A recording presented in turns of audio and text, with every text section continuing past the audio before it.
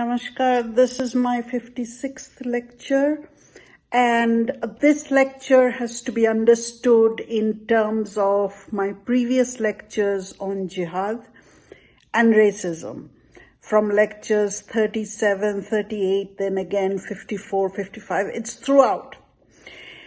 I try to make these lectures as if they're independent, they can be understood without looking at the others, but it's better if you go through the previous ones so that these make sense. Now, the content of my lecture, this lecture, is jihad, slavery, racism. I covered a little bit of it in lecture 51, but I'm going to go into deeper concepts about this. Before I begin, remember the first lecture that I started with was Aristotle. According to Aristotle, society is divided into three associations. First of all, everyone needs to live in an association because without an association, a human being cannot live. And the smallest association is the oikos, or the household, from which we get the word economy. Who lives in the household? The master, the Greek woman, whose purpose is reproduction, and then the slaves.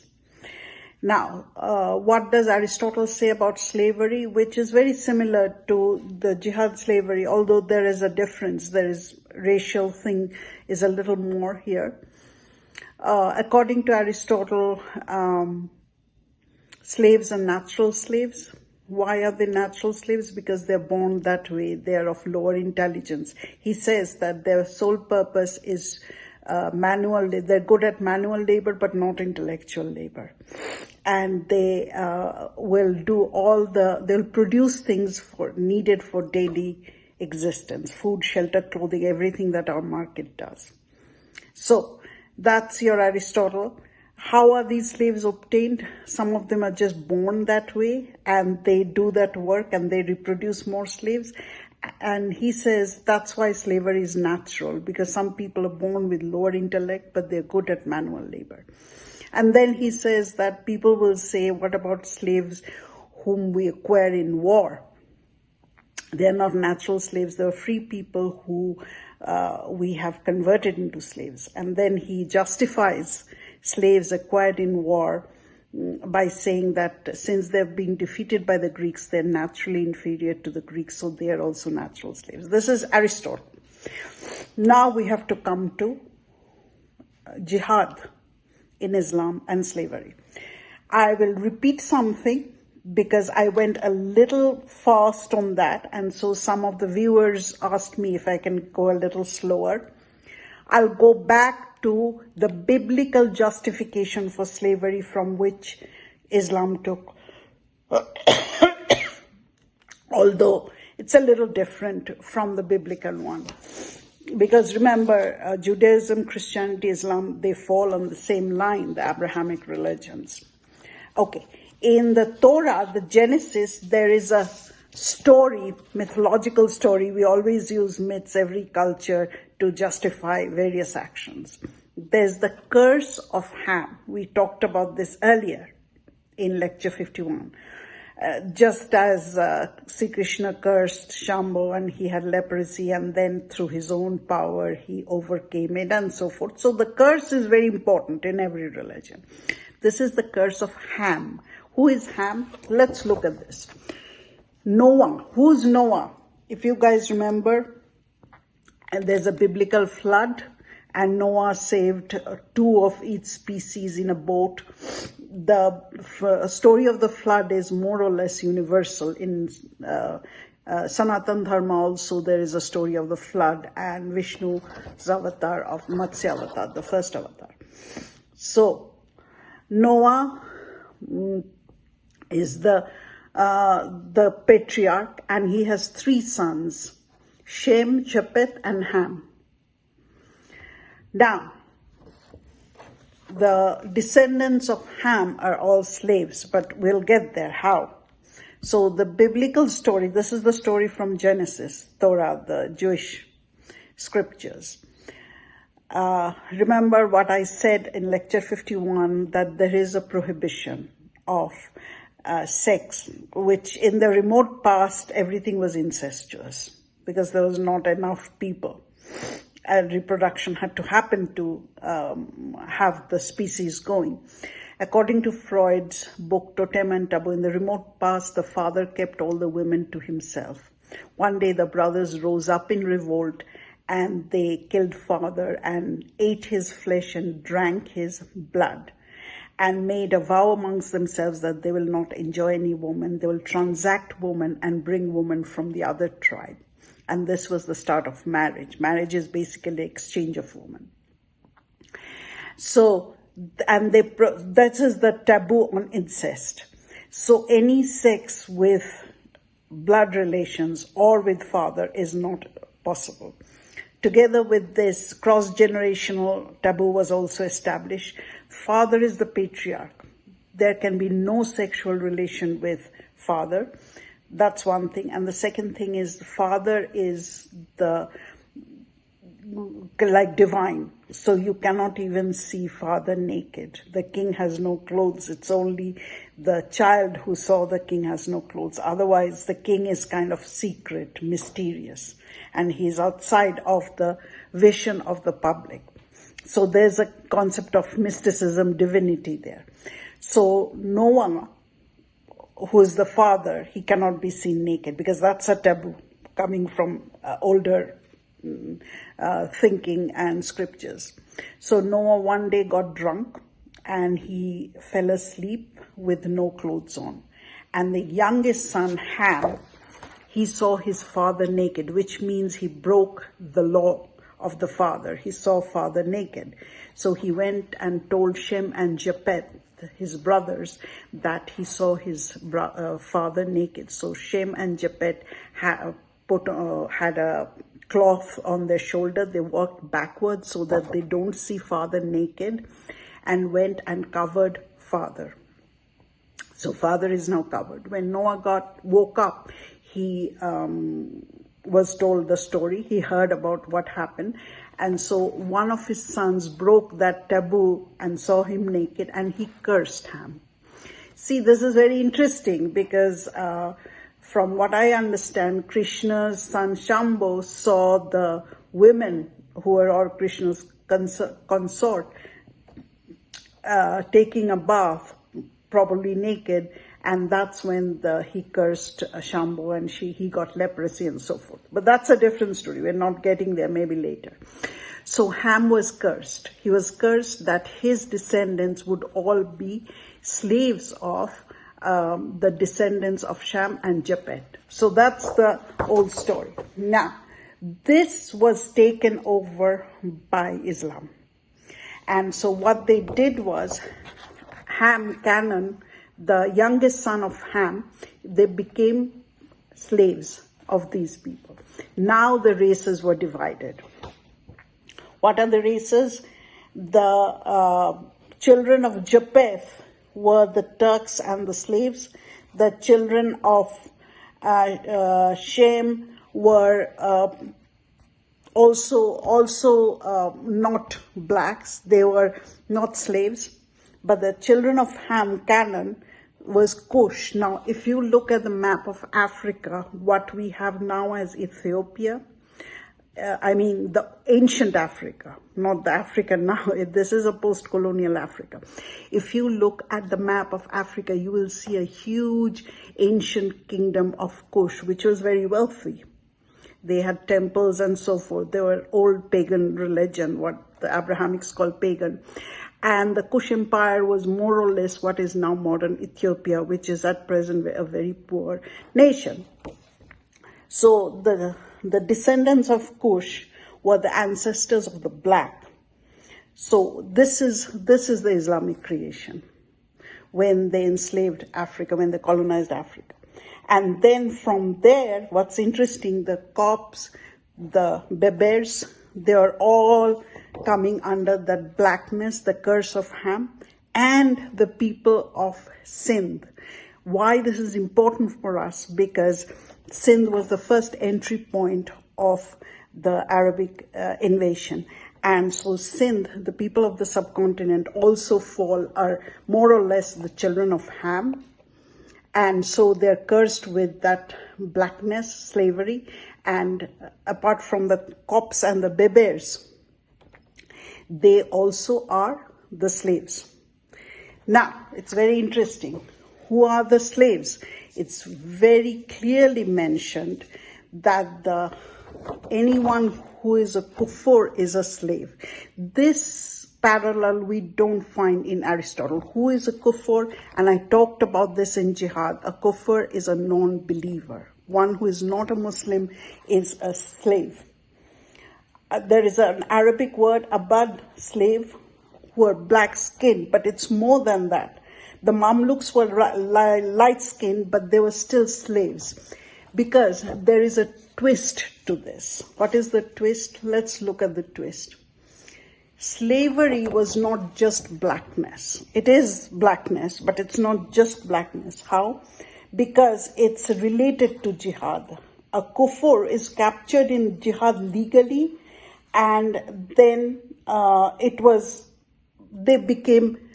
were converted, and once they're converted, they're no longer slaves. So this is very interesting. So it's not just the blackness, but a kufur, even if when he's not black, but not converted, he's still a slave. So how a slave obtained in jihad?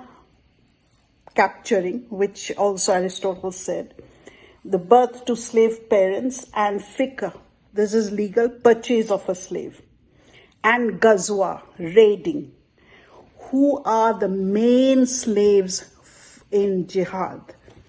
The main slaves are mushrikans, or idolaters, people who have not accepted monotheism or the belief in one God. They are mushrikans and they are idolaters, and they are all slaves. But their status of slavery, regardless of the color, can be changed if they convert. And I'm going to go further into it. It clearly says that the refusal to believe in one God is a kufr. And it's R. Wallace said, Jihad and the ideology of enslavement in Islam. Now, I'm going to read something from R. Wallace from this book, page 126 of this book, and that will make it clear. All right, there is a general consensus. Slavery, people who do not believe in one God are the kufirs, idolaters, mushriks. And J.R. Willis points out, what is the name of his book? Jihad and Ideology of Enslavement in Islam, J.R. Willis. And I'm quoting him from this book. Slavery becomes a simile for the heathen condition, a symbolic representation of the very antithesis of Islam, which means an idolater is by nature, regardless of his skin color, is a slave. Of course, the skin color is important, but this is more a condition. And if a slave is hewn out of the simile of its heathenness, it is submission to Islam which holds the possibility of redemption. Thus, non-belief is the single cause of possession, the underlying principle for the existence of slavery in Islam, according to J.R. Willis, Jihad and the Ideology of Enslavement in Islam. So, actually, if you talk about being a slave because of the skin color versus a mushrik who is also not that black, maybe he's brown, but he's a non-believer, or he's a mushrik who is an idolater, naturally they are all slaves of Islam because they have to be brought into the Islamic fold because Islam is somehow superior. This is the whole point here. Now, who are taken in jihad? Mostly the men. Al-Maghali's admonition in this regard, not women and children, because they are ghanimas, they are booties of jihad. Al-Maghali's admonition in this regard pre-echoed all the legal texts. Make jihad against the infidels, kill their men, make captive their women and children, seize their wealth. And this is, again, from J.R. Willis, The Ideology of Enslavement. So it's very interesting. The Ozguk Turks of Balkh, who were themselves Muslim, laid waste to Khorasan and reduced many Muslims from Tush and Nishput to slavery, which is prohibited in Islam. You cannot make another Muslim, fellow Muslim, a slave. So it did, that's the ideology, but in reality it didn't happen. Similarly, Muslim Khans of Iran enslaved fellow Muslims of Gilan in the early 14th century when Sunni lawyers in Ottoman Turkey and Central Asia declared it's legal to enslave Shias in the 16th century. Petrusky Islam in Iran. So, again, some Muslims can be enslaved. If you're a Shia or maybe an Ahmadiyya, it's okay to enslave them because they are not fully Muslims. So, this is the whole point of jihad in this context, jihad and enslavement. So remember, slave is anyone who is a non-believer. And non-believer has a very strict connotation, an absolute belief in one God, Allah. Now, their slavery status can be redeemed if they come into the fold of Islam, which is superior. Now, let's apply this to the case of the converted Al-Jabi Muslims of the subcontinent. There's nothing in these readings that talks about the people in the subcontinent. Mostly the readings that I did are from Africa. In Africa, the mushriks, the pagans, the original African religions, they were all brought into the Islamic fold because that's the only way for their redemption. Now what happens? When they were converted, this is from this book, which I talked about.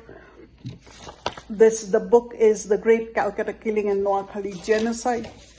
And because this is from the subcontinent, we get a distinction between the Ashrafi Muslims, who are somehow superior, not only because they're whiter, they're not black, they're not under the curse of Ham, but also because they have already been converted. Now, the economic conditions of poor Buddhist and Hindus converted from the artisan class did not improve at all under the Ashrafi Muslims. They wanted some people converted to their faith around them for menial, domestic and petty professional works and some protection around them. The theological aspect of their religion was not often comprehensive to the invaders themselves. They didn't know why they're converting, they were just told and they did it.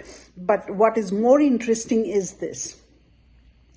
This is very interesting. The alien Muslim ruling hierarchy neither cared nor recognized them properly, and the converted Muslim, the Al-Jabi, could not have enjoyed even a middle order official assignment.